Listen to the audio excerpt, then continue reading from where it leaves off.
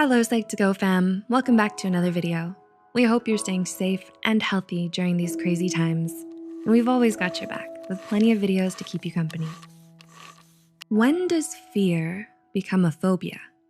The American Psychological Association defines phobias as extreme or irrational fears towards a certain stimulus that is grossly out of proportion to the actual threat at hand.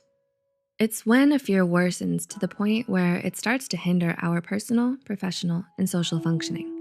Classified as an anxiety-related disorder, phobias are among the most prevalent psychiatric illness in the world, along with depression and other anxiety disorders. Some phobias are more common than others.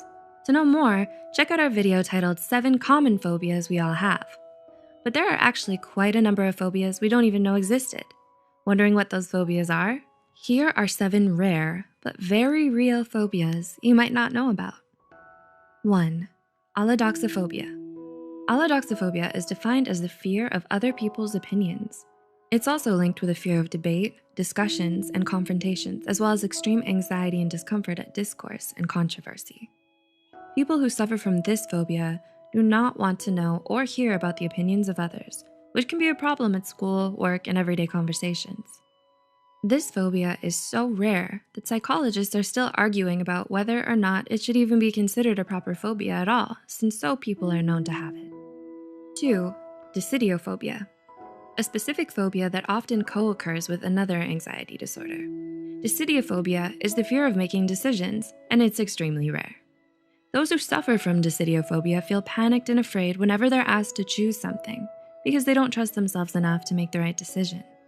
As a result, they have a habit of relying on rituals or superstitions to decide, like flipping a coin, consulting their astrology, or asking for signs from the universe about what to do. 3. Nomophobia, a modern-day affliction. Nomophobia refers to the fear of being without one's phone. It's usually characterized by anxiety about not having your phone charged, misplacing it, forgetting it, breaking it, or not being able to check it throughout the day. While 66% of the global population shows signs of nomophobia, only a few are actually serious enough to be considered a clinical case in need of therapy. As you might expect, it's especially common among adolescents aged 13 to 18 years old and was only brought to light in 2013. Before that, it was simply characterized as signs of smartphone dependency and social media addiction. 4. Catoptrophobia. Are you creeped out by the sight of your own reflection? There's a phobia for that. It's called catoptrophobia, or isoptrophobia, the fear of mirrors. Researchers believe this particular phobia may be rooted in religious beliefs or superstitions, as mirrors often serve as portals for ghosts, spirit, and apparitions to appear in many urban legends. It's also commonly associated with witchcraft and satanic rituals. Thus, those who suffer from catoptrophobia avoid mirrors and anything with reflective surfaces at all costs. 5. Chorophobia. Chorophobia is the fear of dancing. Those who have this phobia avoid dancing in areas where dancing usually takes place, like ballrooms, clubs, stages, studios, theaters, and so on. Being around people who are dancing or watching them dance on TV can also be a nightmare for them. Chorophobia is closely associated with social anxiety, fear of embarrassment, and low self-esteem. It can also be caused by upbringing. For example, being brought up in a strict household where dancing is prohibited. 6. Ablutophobia. Mysophobia, commonly known as germophobia, is one of the most common phobias in the world, so maybe it's not such a surprise that its exact opposite falls on the other end of the spectrum, ablutophobia. Ablutophobia refers to the fear of cleaning, washing, or bathing oneself. It normally begins in early childhood.